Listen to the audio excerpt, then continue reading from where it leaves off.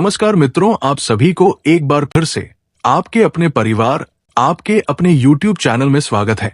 दोस्तों, आज की इस वीडियो में महाराज अनिरुद्ध आचार्य बहुत ही अद्भुत कथा कहने वाले हैं। तो आप लोग इस वीडियो के अंत तक बन रहे, साथ ही चैनल पर नए हैं तो चैनल को सब्सक्राइब कर ले। तो चलिए सुनते हैं महाराज जी की कथा।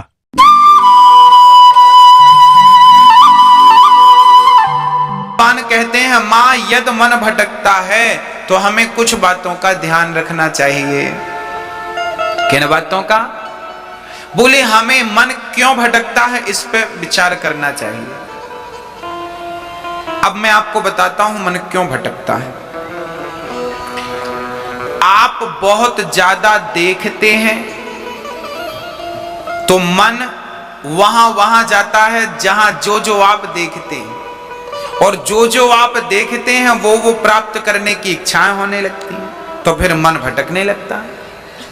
दूसरी बात, आप बहुत ज्यादा सुनते हैं इसके बारे में, उसके बारे में, ये बात वो बात, तो फिर वो बात आप अकेले हैं तो गूंजती रहती। आज फलाने ने ये कहा, आज फलाने ने ये कहा, आज ऐसा कहा, ऐसा हो जाता तो ऐसा कर लेते, ऐसा कर लेते तो ऐसा हो जाता। ये मन भटकने लगा। आपका मन जरूरत से ज्यादा भटकने लगता है, अधिक भटकता है आपका मन। अब मन को शांत कैसे करें? बोले मन को शांत करने के हम उपाय बता रहे हैं। मन को शांत करने के कुछ उपाय हैं। पहला उपाय, अधिक से अधिक भगवान की कथाएं सुनिए। मैया जी आप बताइए, अभी आपको यहां बैठे लगभग 1.5 घंटा हो गया। वैसे तो 1.5 घंटे हो गए, फिर भी हम 1 घंटा मान लें।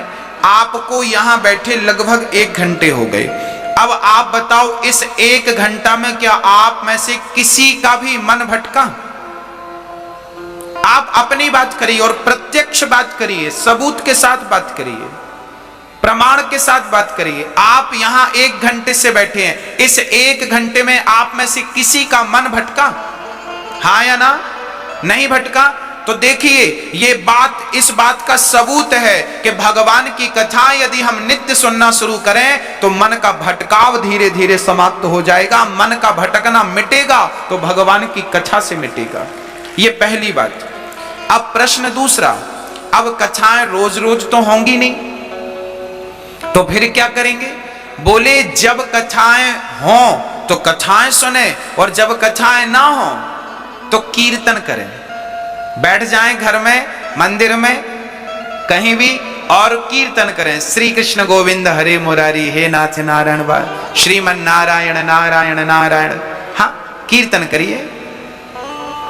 श्रीमन नारायण नारायण नारायण, श्रीमन नारायण। पहली बात है कथा सुनिए, और दूसरी बात कीर्तन करिए। काम करते रहना और नाम जपते रहना। अब जैसे हमारी माताएं सुबह सुबह बच्चों को टिफिन बनाती हैं, बच्चों को स्कूल भेजती हैं, जैसे आप उठो, आंख खुलते ही कीर्तन करने लग जाओ। श्रीमन नारायण नारायण। नहा रहे हैं तो नहाते जाओ, श्रीमन नारायण नारायण ना। इसके बाद कपड़े पहन रहे हैं, कपड़े पहनिए, कीर्तन। अब बच्चों को, आपने माताएं बच्चों को उठाती, बेटा उठो स्कूल चलना, उठो उठो। बच्चे उठ गए। माँ बच्चे के लिए टिफिन बना रही है, आज पूड़ी और सब्जी बना रही है, तो बढ़िया से आटा गूंथती जाओ और श्रीमन नारायण नारायण नारा, पूड़ी बेलती जाओ, श्रीमन नारायण नारा। अब पूड़ी सेकती जाओ, आलू काटती जाओ, आलू का बढ़िया सब्जी बनाती जाओ, जो बना रही हो, लौकी आलू की, जो भी, गोभी आलू की सब्जी बनाती जाओ, श्रीमन नारायण। ये सब्जी बन रही, सब्जी भी बन जाएगी और कीर्तन भी हो जाएगा, रोटी पूड़ी भी बन जाएगी। और तब तक पति ने आवाज लगाई, जरा चाय लाओ। अब चाय बना रही है पत्नी, बढ़िया चाय चढ़ा दी आपने, पानी डाल दिया, दूध डाल दिया, श्रीमन नारायण नारायण। चाय पक रही है, आप मन में कीर्तन चल रहा। हाँ, कीर्तन। तब तक बहू, तब तक ससुर जी ने आवाज लगाई, बहू चश्मा नहीं मिल रहा बेटा। अब बहू दौड़ी दौड़ी गई, वो चश्मा ढूंढ रही है, तो चश्मा ढूंढो, श्रीमन नारायण नारायण नारायण। भाई आपका शरीर व्यस्त होता है, मुंह कहीं व्यस्त नहीं होता, हाँ या ना? बच्चों को टिफिन बनाने में शरीर व्यस्त होता है क्या, मुंह व्यस्त होता है? चाय बनाने में मुंह व्यस्त होता है क्या? तो मुंह का सदुपयोग करिए, कीर्तन करिए, काम करते रहिए। और यही है कलयुग में भक्ति, इसी को भक्ति कहते हैं, इससे बड़ी कोई भक्ति नहीं है। और ये पुरुष गण, आप भी दुकान पर बैठो, कोई ग्राहक आए तो आइए राम जी, आइए श्याम जी, अपनी शब्द शैली बदल लीजिए। हर ग्राहक को, ग्राहक तो वैसे भी भगवान होता है, तो ग्राहक को आइए राम जी, आइए श्याम जी, आइए कन्हैया जी, क्या चाहिए, आइए राधा रानी, आइए, सारा काम करो। पर हर पल कोई नहीं है तो कीर्तन श्रीमन नारायण नारायण ना। किसान लोग खेती कर रहे हैं, कुदाड़ी फावड़ा चला रहे हैं, ट्रैक्टर चला रहे हैं, बुवाई कटाई जुताई जो कर रहे हो सब करो, पर काम करते समय, ट्रैक्टर चलाते समय आपका मुंह व्यस्त होता है क्या? कटाई और जुताई करते समय मुंह व्यस्त होता है क्या?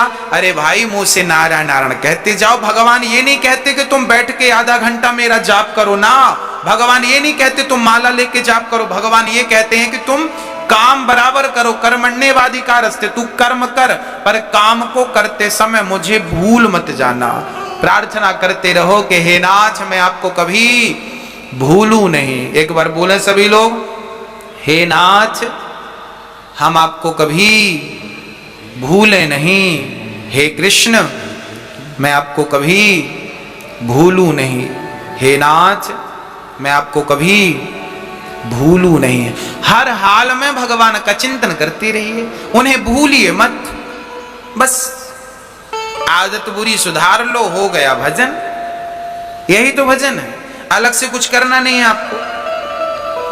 तो मन को वश में करने के हमने कितने उपाय बताए, बताइए आप।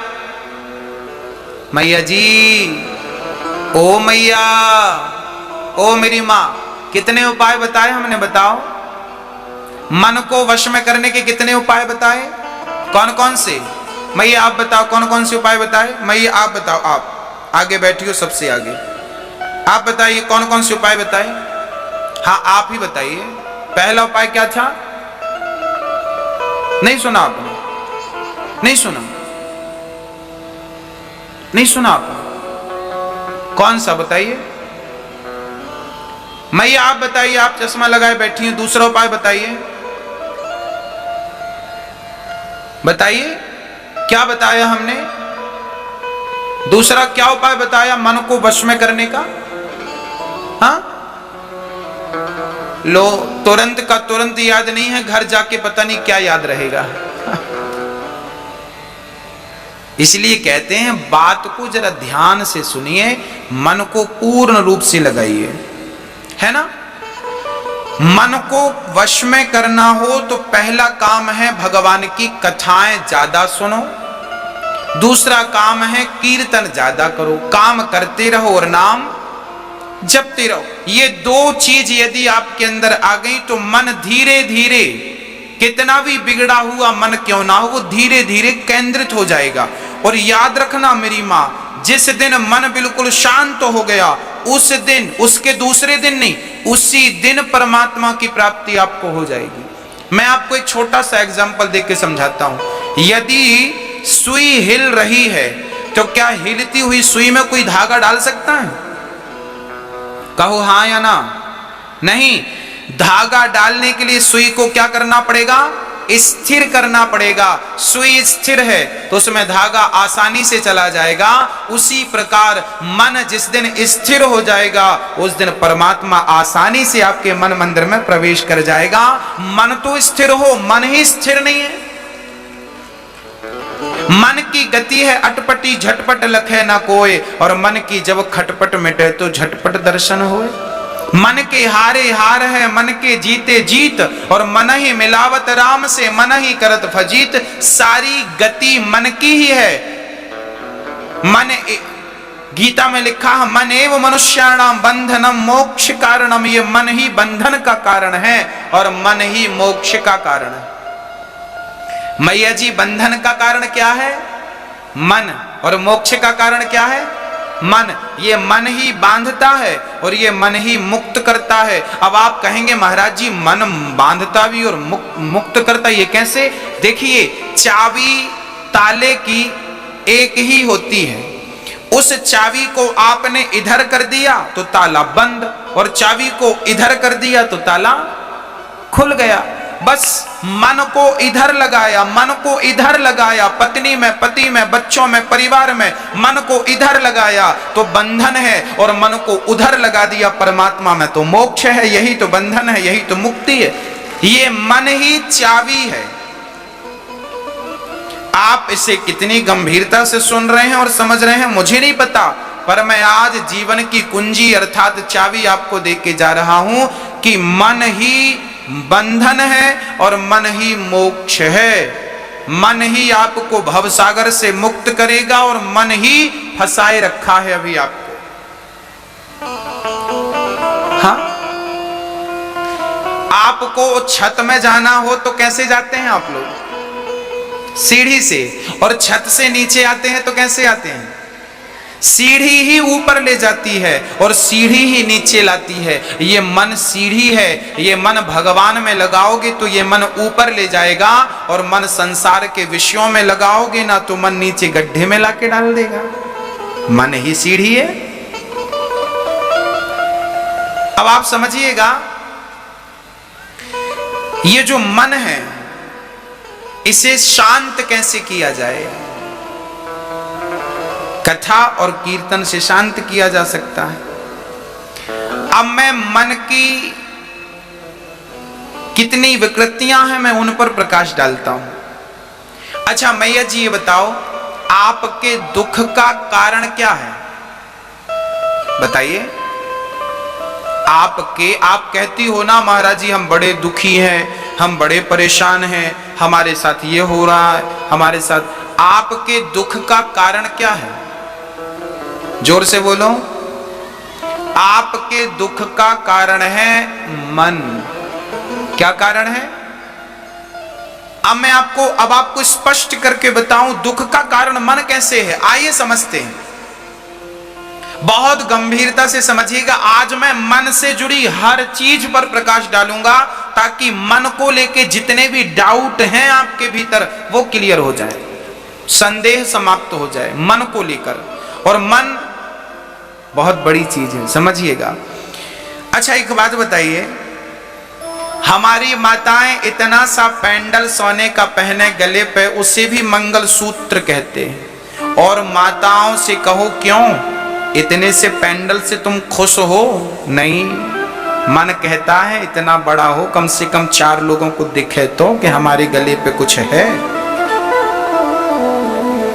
तो बताइए, आप इतना सा सोने का पेंडल पहनोगी तो भी सुहागिन रहोगी, पर इतना बड़ा होना चाहिए, ये किसकी इच्छा है?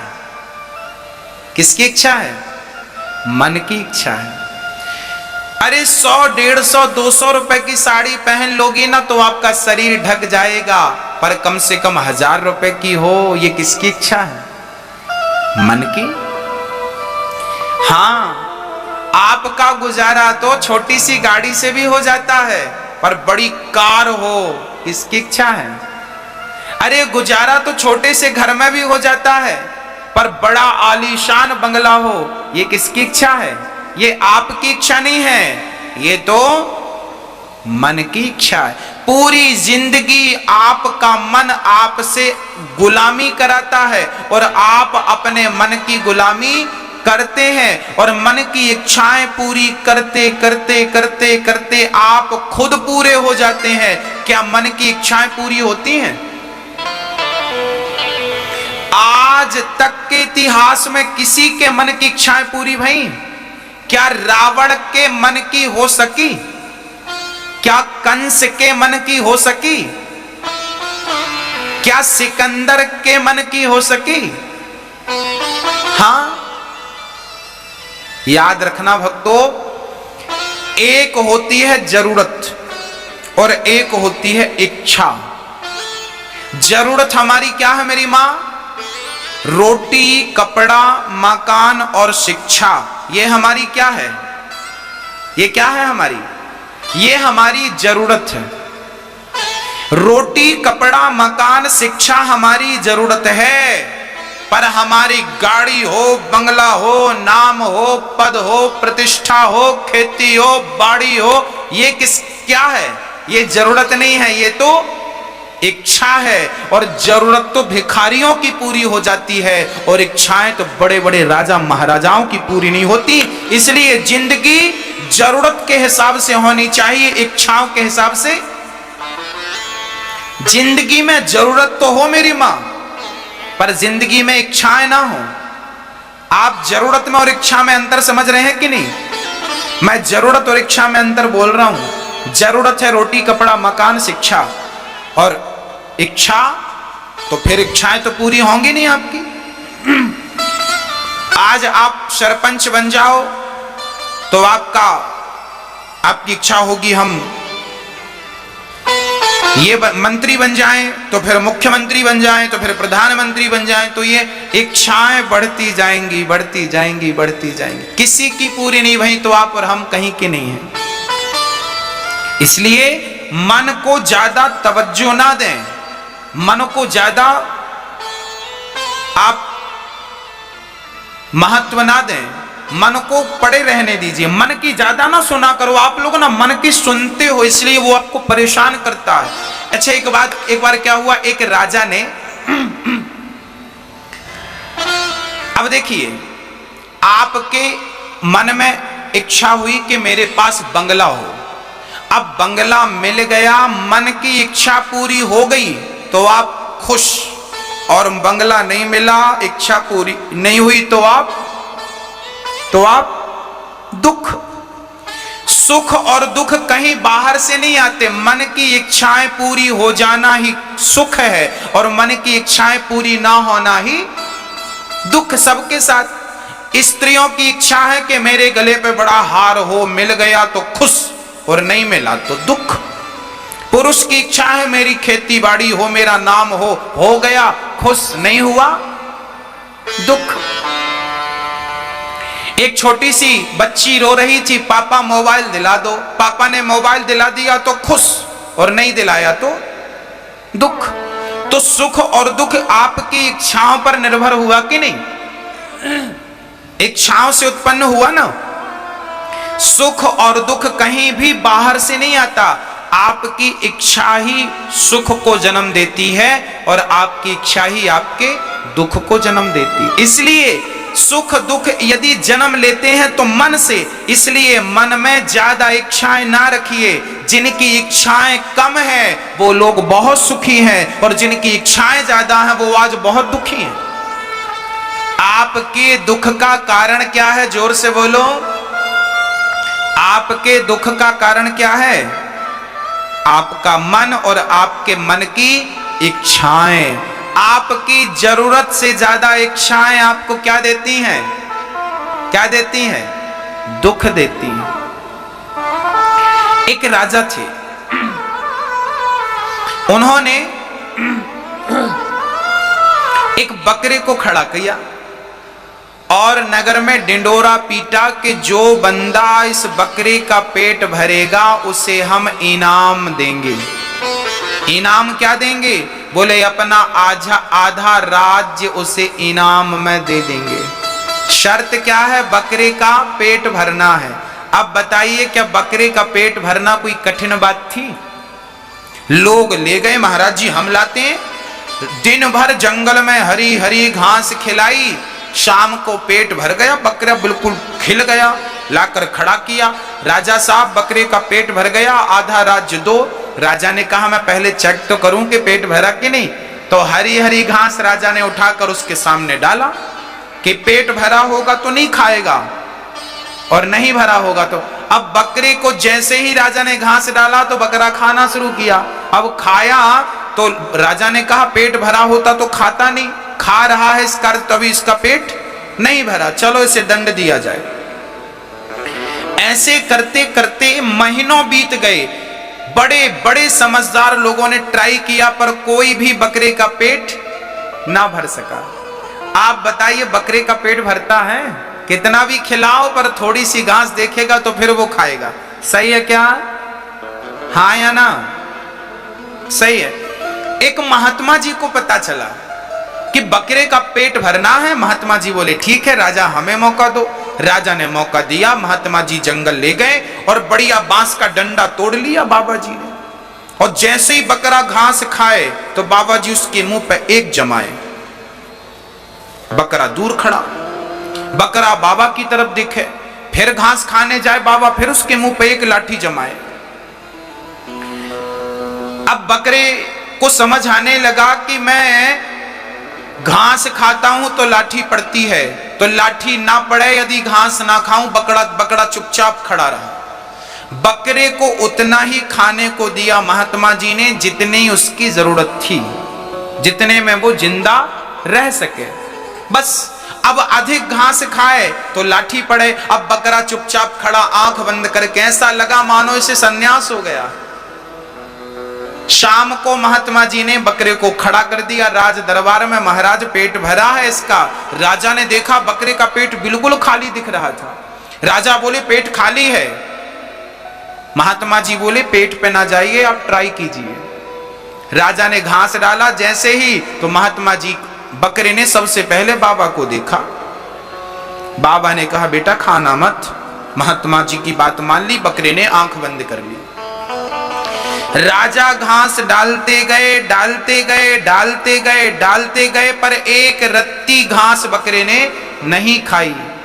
राजा चरणों में गिर पड़े, महात्मा जी ये कैसा पेट भर दिया आपने? महात्मा जी बोले बेटा जैसे बकरे का पेट कभी नहीं भर सकते आप, ऐसे इस मन का पेट कभी नहीं भर सकते आप। ये मन ही बकरा है। जैसे हमने बकरे के मुंह पे लाठियां मारी तो इसने खाना पीना बंद किया, ऐसे ही आप भी अपने मन में संयम की लाठियां मारिए। देखना इंद्रियों के न घोड़े बढ़े, इनमें संयम के हरदम कोड़े पड़े। इनको रथ के सुमार्ग लगाते चलो और मन से गोविंद गोपाल गाते चलो। संयम जानते हैं ना, मेरी इच्छा हो रही है कि मैं रसगुल्ला खाऊं, परंतु इच्छा तो हो रही है, पर मैं बोलूं ना मैं नहीं खाऊंगा क्योंकि ये नुकसानदायक है। हाँ, आप की इच्छा होने के बाद भी आप ना करें वो काम, इसे कहते हैं संयम। धीरे धीरे जब आप कंट्रोल करेंगे तो फिर वो इच्छाएं समाप्त हो जाएंगी। फिर वो मन, बकरा पहले परेशान कर रहा था, कुछ भी खाता और फिर राजा डालता तो खाता, और अब बाबा जी ने जो लाठियां जमाई तो अब नहीं खाता। अर्थात मन को भी थोड़ा सा डांटिए, मन को भी थोड़ा सा मारिए। गोस्वामी जी डांट रहे हैं, रे मन तू सत्संग कर, छोड़ जगत की रीत, और अंत समय पछताएगा जब आयु जाएगी बीत। रे मन सब सो निरस है, सरस राम सो होए, उचित सिखावन देते हैं निस दिन तुलसी तोय। रे मन मन को बहुत डांटा गया है, और 4 वेद और 18 पुराण आपसे केवल एक ही बात कहते हैं कि आपने अपने मन को साध लिया तो आपका वेद पुराण सुनना समझना सफल हो गया। और मन कंट्रोल ना कर सके तो सब कुछ करने के बाद भी आपने मन को कंट्रोल नहीं किया तो सब बेकार। इसलिए गोस्वामी जी कहते हैं कि निर्मल मन जन सो मोहि पावा, और मोहि कपट छल छिद्र ना भावा। भगवान को कौन सा मन पसंद है मेरी मां? बोले निर्मल मन जन, जिसका मन स्वच्छ हो गया है, निर्मल हो गया है, निष्कलंक निष्कपट हो गया है, उसके मन को परमात्मा स्वीकार कर लेते हैं। और जिसके मन में राग है, द्वेष है, छल है, कपट है, कुछ भी भरा है गंदा, भगवान कहते हैं अभी ये योग्य नहीं हुआ। तो मन को आप ठीक करें। कैसे ठीक करें? बोले कथाएं सुने, अधिक से अधिक कीर्तन करें और इच्छाएं कम करें। ये उपाय मन को ठीक करने के हैं। मन की जो बीमारी है उस बीमारी से आप इस प्रकार से बच सकते हैं। किस किस को ये बातें समझ में आ गई? हाथ उठाओ। समझ में आ गई तो हाथ उठाना, नहीं तो फिर पूछना, फिर से रिवीजन कर देंगे। मैया हाथ उठा रही हो, समझ में आ गया? बताओ आपके दुख का कारण क्या है? हाँ मैया जी आप बताओ आपके दुख का कारण क्या है? मैया ओ मैया, मैया जी कहां देख रही हो? बताओ आपके दुख का कारण क्या है? मन भर बोलेंगे तो बात अधूरी रहेगी। आपके दुख का कारण है आपकी अधिक इच्छाएं। मन की अधिक इच्छाएं आपके दुख का कारण है। यदि आप बोलेंगे दुख का कारण मन है, तो फिर आप सामने वाले को समझा नहीं पाएंगे ना। इसलिए पूरी बात बोलिए कि दुख का कारण है मन की अधिक इच्छाएं, ये दुख का कारण है। और सुख का कारण है मन का संतोषी हो जाना। गौधन गजधन